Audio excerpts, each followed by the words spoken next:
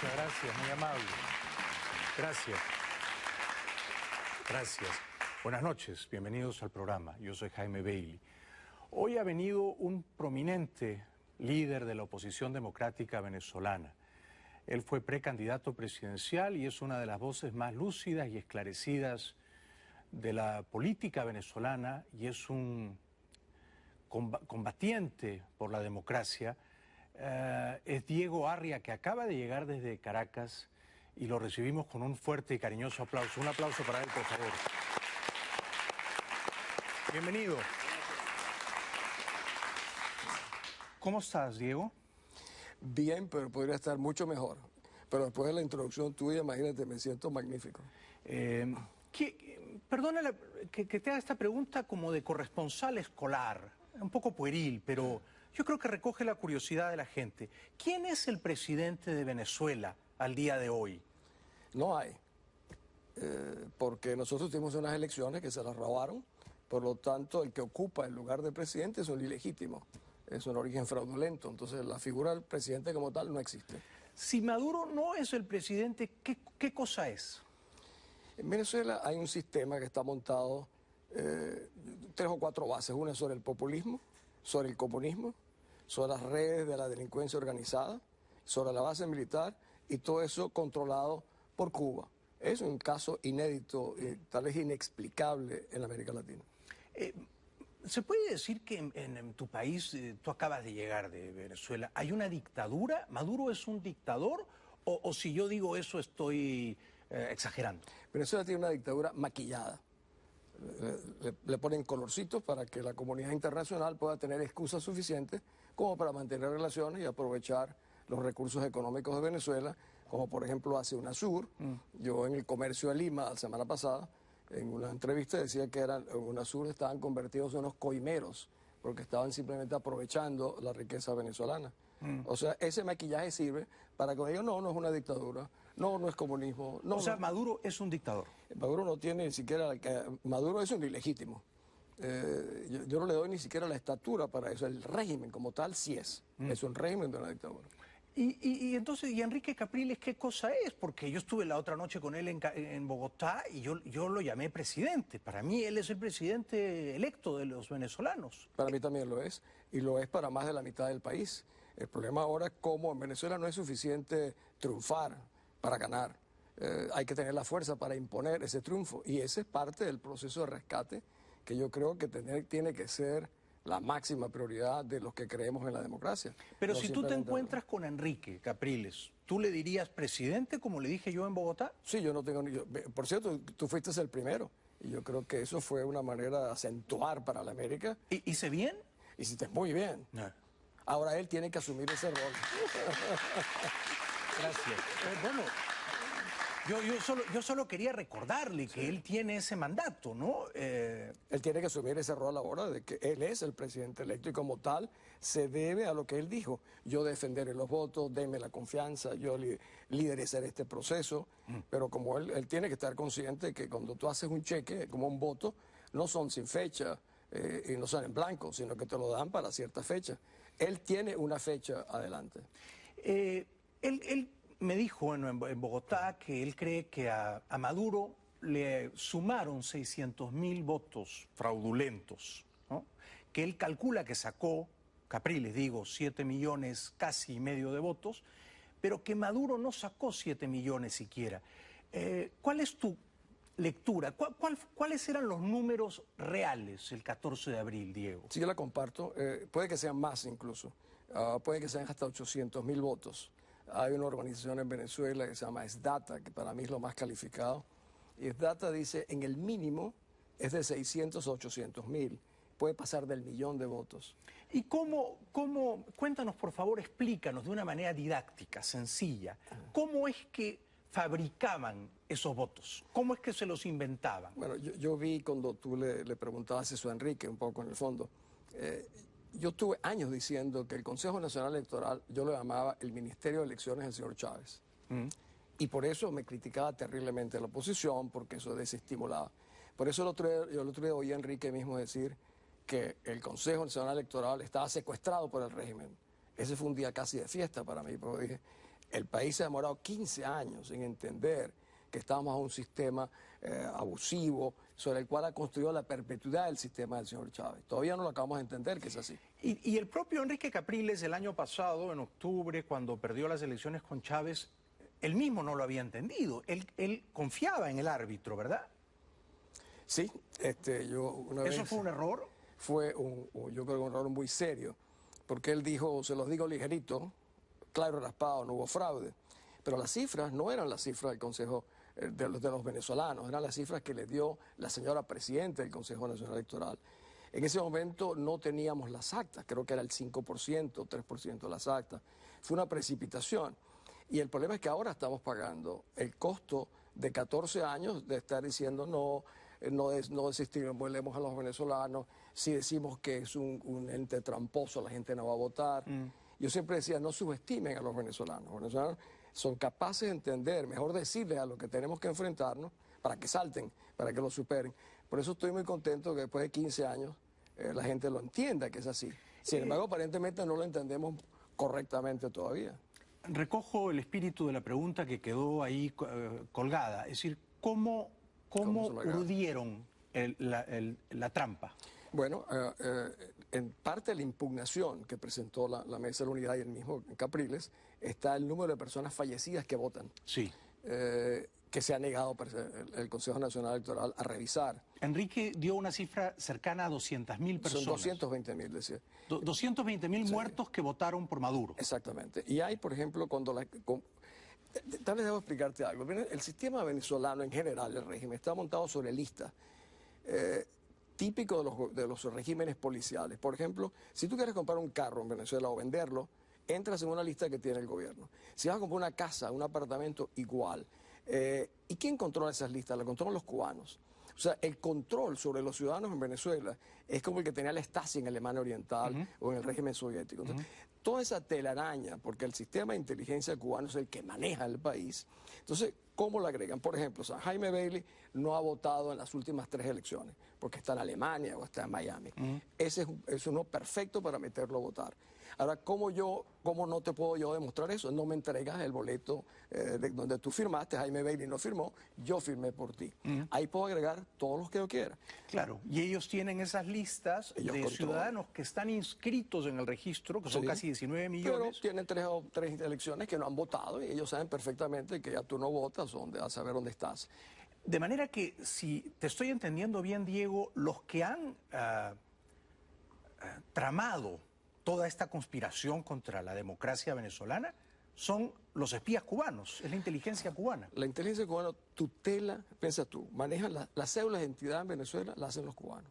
Los pasaportes, las notarías, los registros, el control de inteligencia, la policía. Yo te digo una cosa, Jaime, es una vergüenza, yo decírtelo en público acá, como venezolano, es el país menos soberano de América Latina.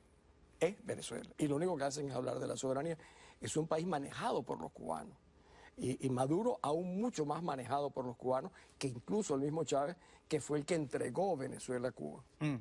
¿Tú crees que la señora Tibisay, Lucena, esta es una pregunta que a mí me atormenta, ¿ella sabe que han hecho trampa o ella es tan ingenua que hacen la trampa a sus espaldas y luego le dan unos resultados que a sus ojos son creíbles y ella dice, esto es lo que arrojan las máquinas, y ella santifica y convalida porque no sabe que han hecho la trampa? Ahí todos saben.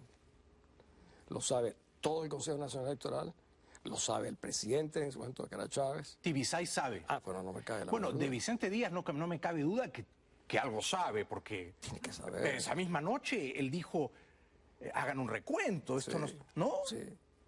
Enrique te contó en esa conferencia de que nosotros pedimos que nos dieran los cuadernos electorales. Sí. Por cierto, el señor Carter, perdóname que me meta en un segundo en esto. Por favor. Carter, cuando fue al revocatorio en el año 2004, dijo que el sistema venezolano era perfecto. ¿Por qué dijo que era perfecto? Porque le enseñaron que uno agarraba la tarjeta de votación y había el cuaderno electoral, que lo firmaban. Eso es cierto, si lo hubiesen hecho así, era correcto. El señor Carter tendría que decirle ahora a los venezolanos, ustedes me engañaron y no están haciendo lo que yo validé, porque ellos se han montado sobre Carter.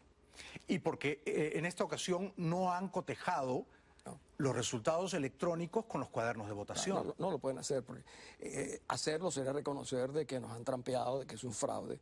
Entonces uno se tiene que hacer la siguiente pregunta: ¿vamos nosotros a poder rescatar esto? Por esa vía, no. Incluso el recurso que está ante el Tribunal Supremo de Justicia no será aceptado, eso es clarísimo. Porque el Tribunal Supremo de Justicia es un órgano subordinado En Venezuela no hay Estado de Derecho, esa es a la dictadura. Exactamente, sí, un Estado sin Un Estado de apéndice. Derecho es una dictadura, no hay la menor duda. Bueno, pero entonces esto a mí me lleva a un callejón sin salida y yo te ruego que tú, que eres una de las mentes más lúcidas en Venezuela, nos ilumines, porque la pregunta es, bueno, ¿cuál es la salida a este entrampamiento? Yo te digo la Ha ocurrido un fraude, hay un gobierno ilegítimo de usurpadores. ¿Cuál es la salida constitucional prevista por las leyes? Tú dices una salida iluminada, la cosa está muy oscura en Venezuela. A veces yo la miro, convencional no será. ¿Cómo va a ser convencional? Fíjate, Venezuela es un país bajo la ocupación de una fuerza armada cubano-venezolana. ¿Por qué digo eso? Venezuela tiene, hoy en día hay 60.000 cubanos.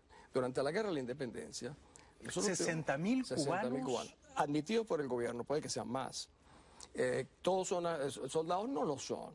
4 o 5 mil se supone que son agentes de inteligencia, pero todos son formados militarmente porque es el sistema cubano.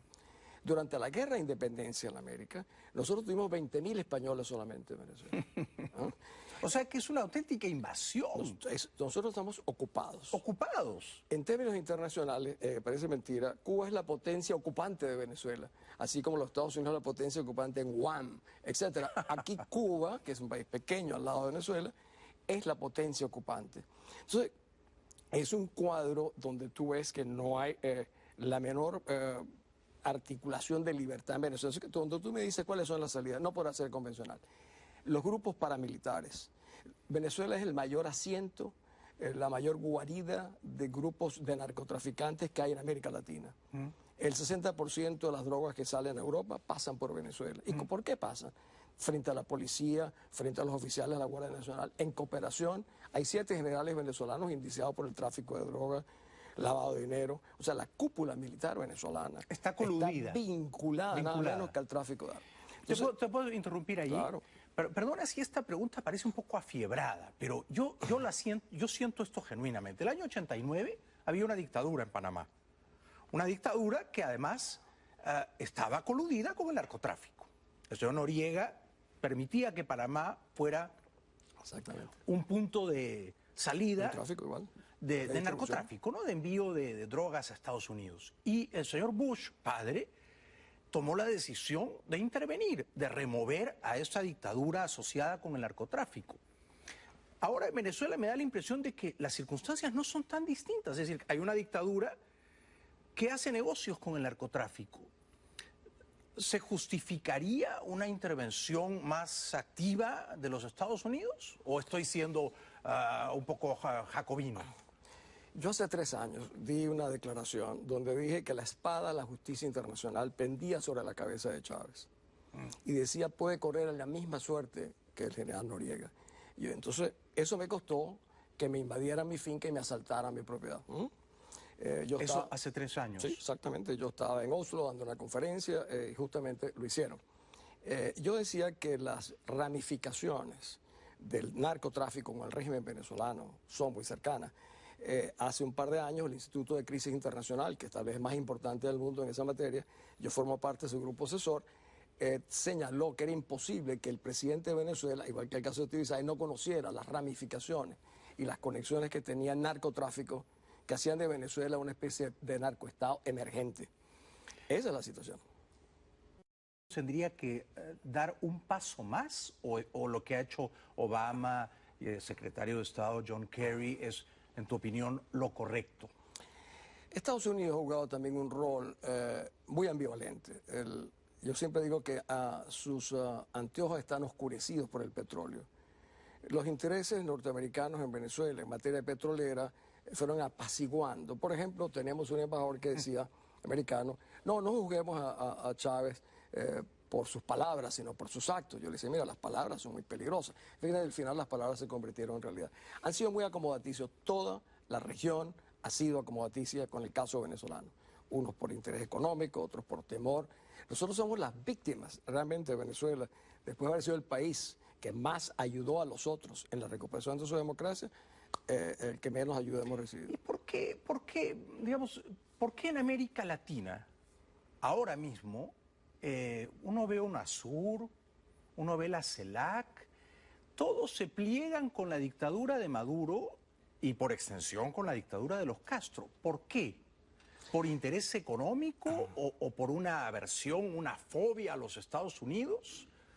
Hay varias cosas. Yo creo que la última menos. Pero, por ejemplo, tú tienes un gobierno como el de Chile, por ejemplo, un gobierno conservador. Tú te imaginarías que el señor Piñera sería uno de los adalides a favor de la democracia. Pues no. Entonces se tienen miedo porque Chile no tiene grandes negocios con Venezuela. Venezuela fue el país más solidario en el rescate de la democracia chilena. Yo personalmente tuve 4 o 5 ministros del régimen de Allende sacados de la isla de Dawson. En el caso de México, parecido. Entonces hay una mezcla. Unos son por intereses económicos, otros son por acomodos y otros por temor. El caso de Brasil, bueno, Brasil tiene el mayor número de contratos sin licitación pública de construcciones en la historia de mi país. Eso hace que Brasil sea un país muy interesado. Por cierto, hace pocos días Venezuela compró 3 aviones de Brasil por 90 millones. Esos mismos aviones los han comprado los chinos pocos meses antes por 45. Y está involucrada una empresa estatal brasileña. Nosotros somos como un pote de miel, Jaime, donde están como moscas dando vueltas. Claro. El otro día, Diego, en Caracas, conversando con el presidente electo Enrique Capriles, él me dijo que se dirigía a Lima, que esta semana, la que está empezando hoy, iba a estar en Lima y que tenía la razonable expectativa de reunirse con el presidente Humala. Yo le dije, ojalá yo esté equivocado, pero yo creo que eso no va a ocurrir y que Humala en el fondo es un chavista agazapado. Y Humala no lo va a dignificar con esa reunión, como hizo Juan Manuel Santos en Bogotá. De hecho, hicimos una apuesta. ¿Podemos ver ese momento, por favor? Claro. Adelante. No metamos a todos en el mismo, porque, por ejemplo, el presidente Humala yo lo veo también muy equilibrado, Jaime. O sea, yo no soy de los que he visto posiciones ciegas, sino más bien ha sido, bueno, ¿qué pasa? Y eso es parte de mi trabajo, por eso voy yo a visitar los países. ¿Y usted cree? Para recordarle a los presidentes, mire, presidente, aquí hay que hacer una auditoría, la auditoría no se hizo, a ustedes le emitieron. Ojalá yo me equivoque, presidente Capriles. Ojalá yo me equivoque y en Lima el presidente Humala lo reciba a usted. Bueno, vamos a ver qué pasa. Lo Ojalá. que te puedo decir, Jaime, Perú es un muy buen ejemplo de que estas cosas a veces claudican. Pero el viaje a Perú se canceló. ¿Por qué, Diego? No conozco porque no he conversado con él sobre esa materia. En el fondo yo nunca he conversado con Enrique Capriles. ¿No tienes una relación cercana con él? Sí, conmigo su padre. Nunca hemos conversado. O sea, realmente nunca nos hemos saludado, pero nunca he tenido la oportunidad de conversar. Pero han estado en los debates Bueno, estuvimos en los debates. como sí, candidatos presidenciales. Sí, estuvimos, sí. Yo creo que, bueno, él dijo que tenía problemas internos. Hay muchos problemas internos, hay miles de razones. No sé si la razón fue que tú ganaste en la apuesta o él la perdió. Yo estuve en Perú una semana antes, junto también con un par de diputados y el alcalde de Caracas. Perdóname que te diga, tu país ha sido el único país solidario en la parte de los medios de comunicación, del Congreso, con Venezuela. Incluso están recogiendo Los periodistas, bueno, los periodistas, por supuesto. Pero el problema no es la prensa, el problema es el gobierno de Humala. ¿Tú crees que el gobierno de Humala, después de lo que ha pasado con Santos, que Santos recibió a Capriles y salieron a insultarlo y le dijeron que había puesto una bomba, que había descarrilado, eso es una matonería para intimidar al próximo que quiera reunirse con Capriles y entonces inmediatamente Humala se inhibe? Claro, pero cada país tiene que autovalorizar su dignidad, su sentido de dignidad, de soberanía. Yo creo que queda muy mal. A veces los estados reaccionan de cierta manera por su opinión pública de otra, y los pueblos observan el comportamiento y siguen, no, el gobierno de Perú es rehén de Venezuela o el de Colombia. Incluso imagínate que Enrique quisiera ir a Brasil y que no lo reciba nada menos que el país más importante de América Latina, la quinta o sexta economía del mundo. Sería una vergüenza, ¿verdad? Yo, Capriles, iría a Brasil a ver realmente qué reacción tienen en Brasil, porque el Parlamento brasileño, que sí es democrático... Pero yo digo que el Parlamento brasileño sí lo recibe, pero Dilma no. Bueno, entonces... Y estoy dispuesto a redoblar la apuesta contigo. No, habla con él. Habla con él. Yo creo que la pone en una posición el gobierno de Brasil. Brasil quiere ser miembro permanente del Consejo de Seguridad. Cuando tú eres un miembro permanente del Consejo de Seguridad, tú tienes que tener la oportunidad de conversar con todo el mundo. Claro. No recibir, entonces eres al lado de Venezuela, eres un rehén porque tienes contratos de construcción con Venezuela. Sería una vergüenza. Sería una vergüenza, pero ganarías la apuesta. No, y sería la confirmación de lo que tú dices, que en la región, por intereses económicos, por grandes negociados o... Mira, ahí los sin tierra, el movimiento aquel de los sin tierra en Brasil... yo estoy seguro que los brasileños temían en un momento dado que Chávez alborotara ese tema. Recuerda, somos país fronterizo. O sea, fíjate, en el fondo, Jaime, la gente no acaba de entender que de la suerte de Venezuela depende casi toda la región. Esta elección no era solamente para los venezolanos.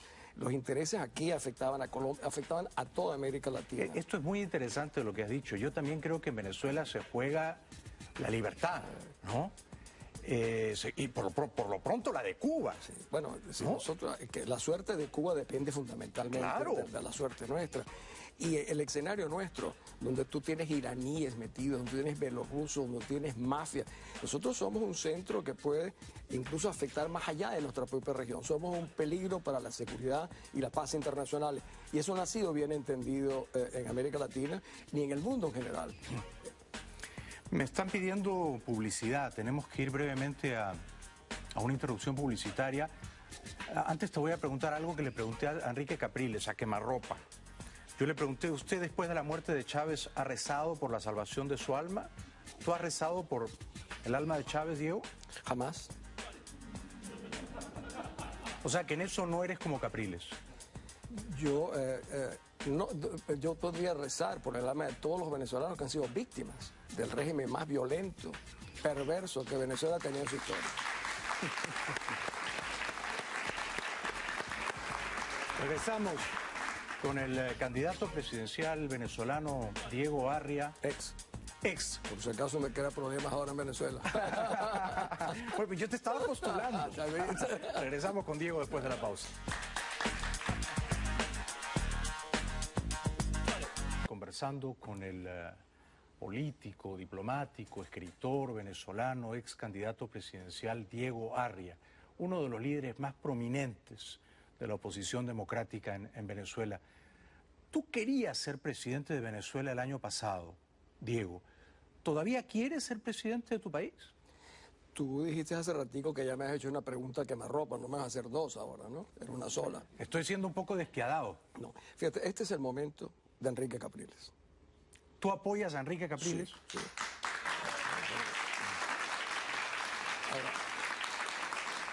Ahora, el error sería que Capriles interpretara que el momento del país es el momento de él. Los países tienen sus momentos que son distintos. Por ejemplo, a mí me preocupa cuando dice uno, bueno, yo puedo esperar 2 años, 4 años, 5 años. No, el país no puede esperar tanto tiempo. Si tú le preguntas a la señora que le mataron su hijo la semana pasada si hay que esperar para cambiar el gobierno, te dirá que no. O sea, aquí no se trata de decir yo puedo esperar. No, el país no puede esperar. Es un país que va a reventar. Pero eso que tú estás diciendo entonces es una crítica constructiva a Enrique Capriles. Sí, claro.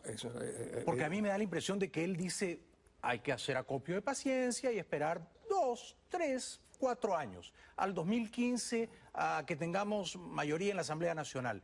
¿Tú no compartes esa paciencia? No, porque mira, yo hablo con los presos políticos, con la gente que sufre en el país, y tú le digas a un preso político, no, mira, vamos a esperar hasta el año 15 o el 17 o el 19, yo encuentro eso una gran crueldad. Claro.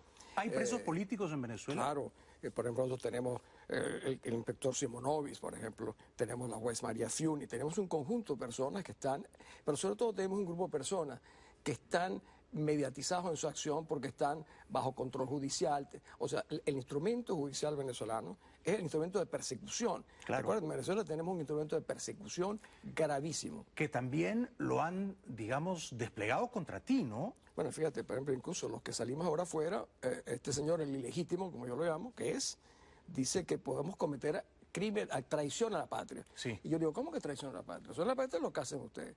Le regalaron a Cuba, a nuestro país, las Fuerzas Armadas las doblegaron ante los cubanos. Eso es traición a la patria, regalar el dinero a los venezolanos.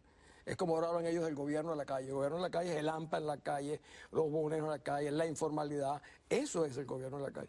No, cualquier cosa que uno diga en Venezuela puede ser interpretado como traición a la patria.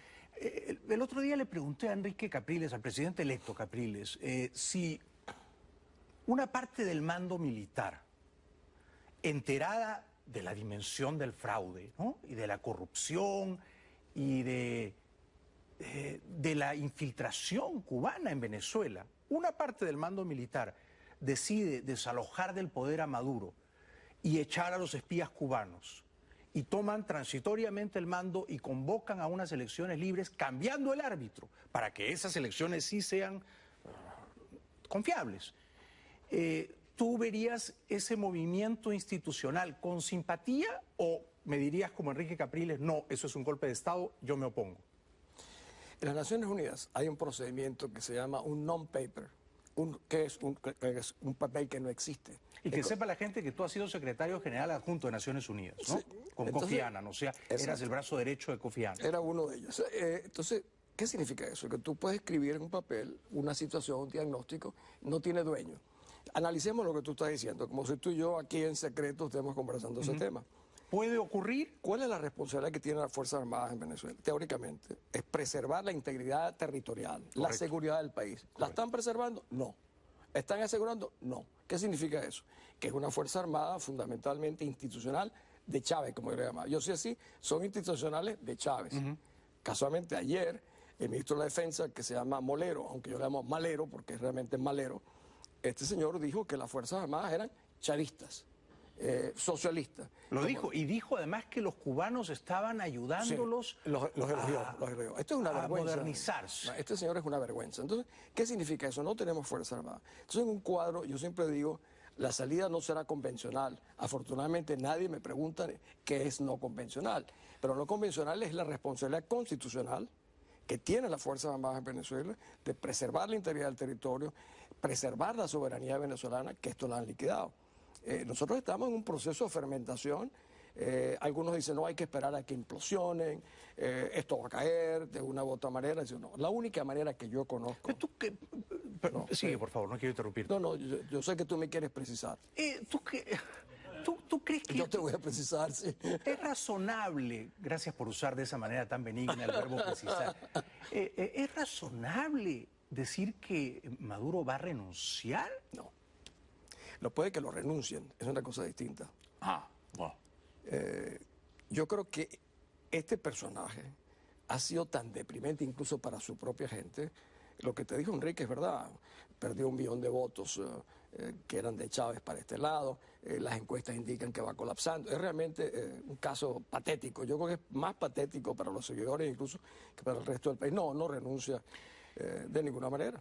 Pero si fuera más o menos posible el escenario en el cual lo obligan a renunciar, ¿quiénes serían aquellos que lo obligarían? Los únicos que en Venezuela pueden obligar a hacer algo son 2 cosas. Para mí, la primera es la gente en la calle. Tú te recordarás, el muro de Berlín, llamó el señor Gorbachev a Honecker y le dice, ¿qué pasa? Dice, bueno, los alemanes están pasando al otro lado. ¿Y quién los convocó?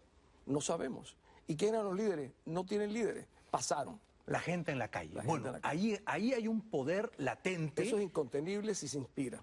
Pero en ese sentido, Diego, permíteme hacer esta pregunta. Después del fraude del 14 de abril, Enrique Capriles, el presidente electo, convocó a la gente a la calle, a una manifestación ante el CNE. Dijo, bueno, vamos a marchar, a protestar. Había el espíritu. Y sin embargo, luego desactivó la marcha. Dijo, no, tenemos temor de que nos van a infiltrar, de que va a haber actos de violencia. Canceló la propia marcha en la calle que él había convocado. ¿Eso fue un error o fue un acierto? Yo creo que fue un gran error. ¿Por qué?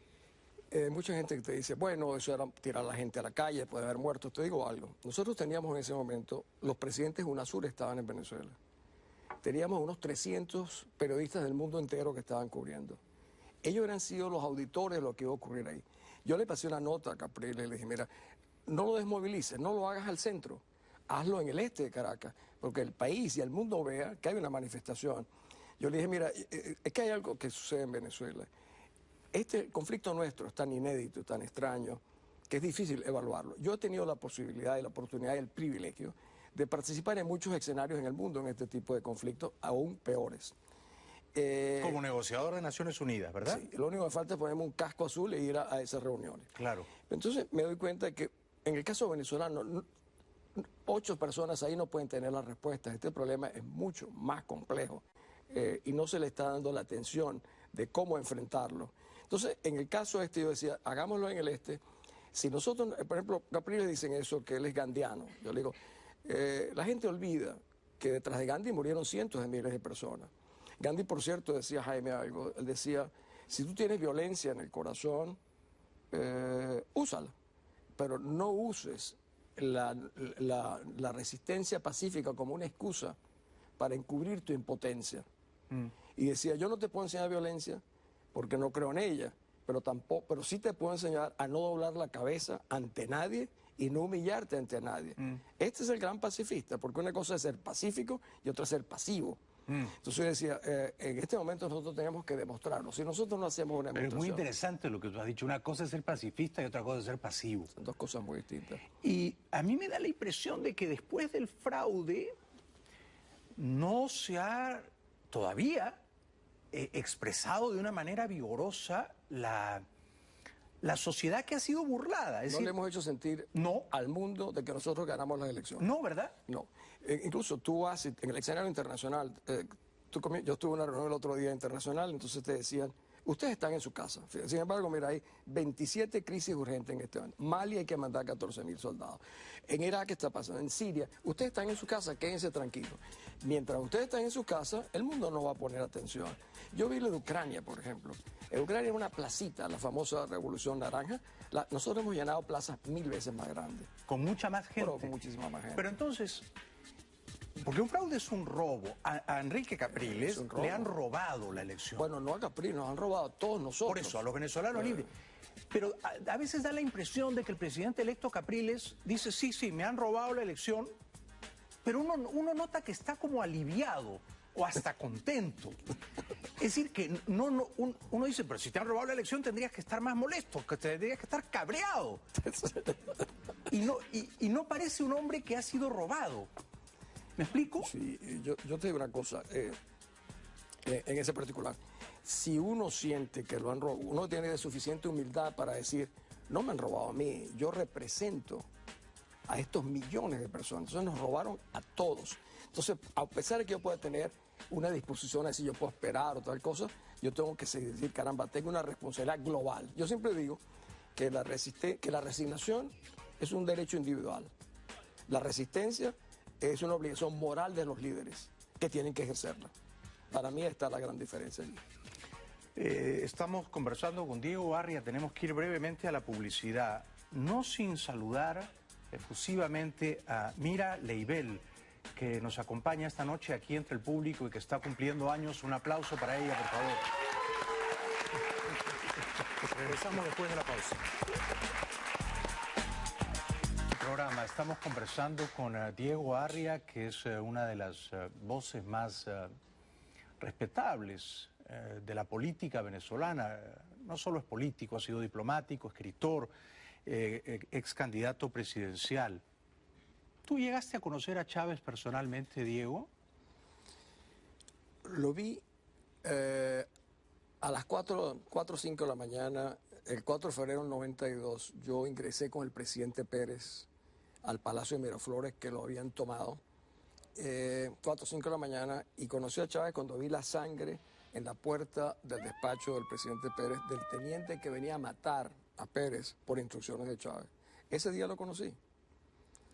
O sea, vi las huellas de sangre de este hombre que ha provocado una gran cantidad de muertos. Y por cierto, luego pasan los años, yo estaba en el Consejo de Relaciones Exteriores de Nueva York, en Council on Foreign Relations, era lo que llaman un fellow.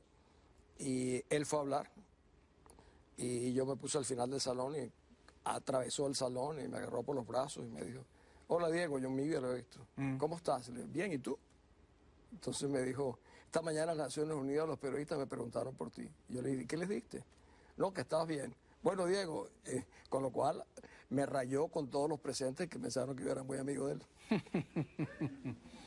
¿Y tú alguna vez votaste por él, digamos, el año 98 o el año 2000, que fueron dos elecciones presidenciales en las cuales algunos venezolanos cándidos, de buena fe, olvidando el pasado golpista de Chávez, creyeron que él era la salida, ¿no? Que era un socialdemócrata moderado, que criticaba la dictadura de Cuba, la criticaba, que era amigo de Gustavo Cisneros y que era una manera de reinventar la democracia venezolana, ¿no? No era Deco, no era Copellano, pero era...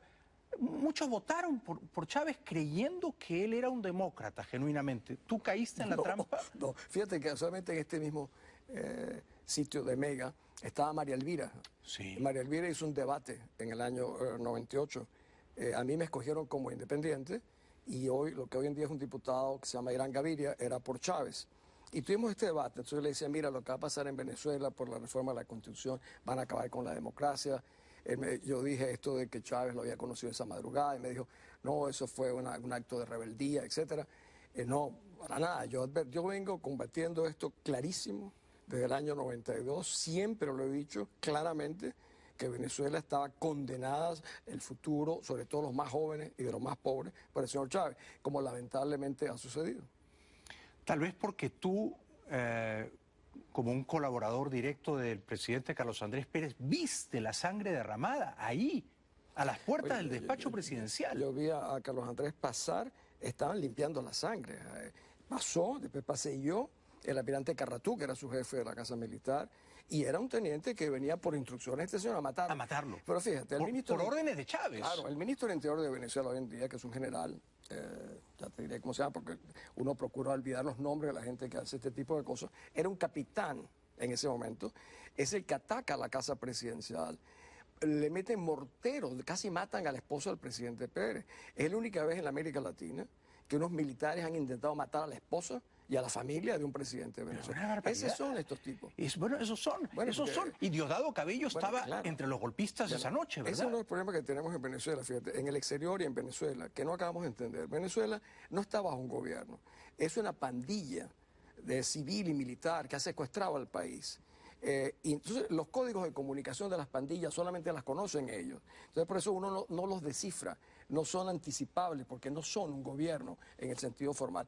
Son una pandilla militar y civil.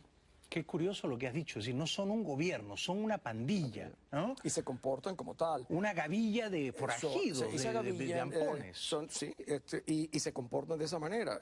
Por eso es que persiguen a la gente, tienen un sistema de persecución, de intimidación. Pero si eso es así, y yo suscribo la tesis de que son unos mafiosos de pacotilla, unos conspiradores, puede que terminen entrematándose, ¿o no? Bueno, sí, a mí hay un periodista venezolano, hoy diputado, Miguel Ángel Rodríguez, muy valiente, tiene un programa en Radio Caracas. ¿Cómo no? Lo conozco. Y muy amable me presenta y hace una cosa generosa como tú has hecho conmigo, presentándome.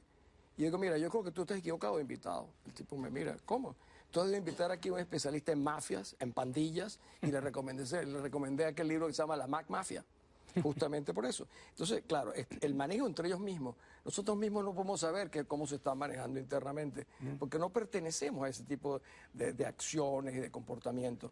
El día que los venezolanos, que honestamente siguen al régimen, o que seguían al señor Chávez, se enteren de cuál es el comportamiento de esta gente, cómo han robado el país, cómo han asaltado el patrimonio nacional, la cantidad de violaciones que han hecho, los van a sacar a patadas. A patadas, Jaime. En este momento, si hubiera unas elecciones, unas nuevas elecciones, porque hay que pedir nuevas elecciones, ¿no? Sí. ¿En qué proporción ganaría Capriles? Bueno, no van a llamar las elecciones, eso... No. No. Entonces, en el caso teórico, yo creo que Capriles le daría una paliza al ilegítimo, antes al innombrable, al ilegítimo. Al innombrable. Bueno, no van a llamar a elecciones presidenciales, pero sí a unas elecciones municipales, no sé si en noviembre o en diciembre, y creo que el presidente electo Capriles tiene la esperanza de ganar esas elecciones municipales, pero con el mismo árbitro. Bueno, él dijo ayer algo así como que su gran ambición era superar la votación de abril en diciembre, y yo hice un tuit y le dije, Enrique, diciendo, la mayor aspiración es rescatar tu triunfo. Yo vengo... ¿Y qué entiendes tú por rescatar su triunfo? Bueno, hacer valer que fuimos la mayoría. O sea, no es que nos robaron el carro y vamos a comprar un carro más chiquito, que son las municipales. No, nos robaron el carro, vamos a buscar quién nos lo robó.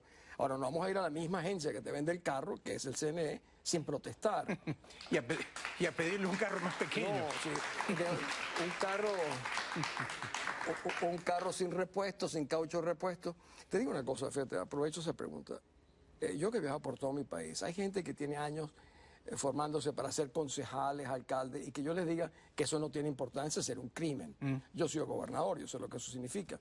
Pero también los líderes políticos tienen que explicarle a ellos que si perdemos el espacio fundamental, que es la presidencia de la República, en un país centralista como el nuestro, esos espacios van a valer muy poco.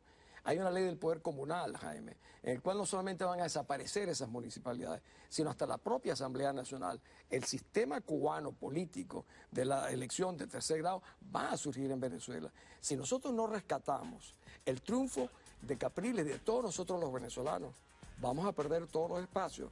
Y aquí no se trata de decir que vamos a esperar al año 15 o al año 30 y que vayamos ganando más, porque el sistema de perverso que está montado sobre el sistema electoral, sobre el sistema judicial y sobre una fuerza armada con una cúpula militar corrupta y entregada a los cubanos, hará imposible que nosotros podamos salir. Esta es mi última pregunta, Diego. ¿Cuándo finalmente habrá democracia en Venezuela? ¿Cuánto tiempo más tenemos que esperar? Fíjate, yo creo que el legado más grave de Chávez fue dividirnos. Este hombre rasgó el alma nacional de una manera tan cruel, que ya los ánimos están encendidos de ambas partes, Jaime. No solamente que los chavistas contra los disidentes, no, también los disidentes. Esa es la realidad. Por eso yo siempre me he empeñado a decir, mira, Venezuela no saldrá en partes. O sale toda o no saldrá. Eso significa que si nosotros no buscamos una manera de reencontrarnos, no vamos a tener solución. Eso no se llama diálogo, eso se llama comprensión. ¿Es posible en este momento? Yo lo veo muy difícil. Con una gente que se comporte como una pandilla, no hay posibilidades de negociación ni de diálogo. Y utilizar los mecanismos exclusivamente de los votos, como hoy lo dice, es correcto, así como nos comportamos los demócratas. Pero también tenemos que demostrar con la presencia, como usted decía, Gandhi era pacífico, pero no era pasivo. ¿Y tú estás entonces a favor de salir a las calles a mostrar esa inconformidad? Fíjate, por ejemplo, en Egipto, la Plaza Tahrir, hoy hay una plaza que se llama Tamski en Turquía también. La gente se pone en la Plaza Tahrir no mataban a la gente, pero Barak, el gobierno cayó. Cayó por el movimiento Mubarak, popular. Justamente la gente dijo, caramba, aquí hay una mayoría. Y si nosotros no hacemos sentir la mayoría, seguimos en nuestras casas. Pero te vuelvo a repetir, resignarse es un derecho de cada uno de nosotros. Activarse es una responsabilidad de los líderes. Aquí en el programa, Álvaro Uribe, un adelanto. ¿Le parece el escenario correcto, La Habana, Cuba, para negociar con las FARC? Cuando yo era presidente, en alguna conversación con Fidel Castro, él me dijo que él ya no ejercía influencia en la FARC. Diego Arria, mañana en el programa, Álvaro Uribe, gracias por hoy, buenas noches, hasta mañana. Happy birthday, mira.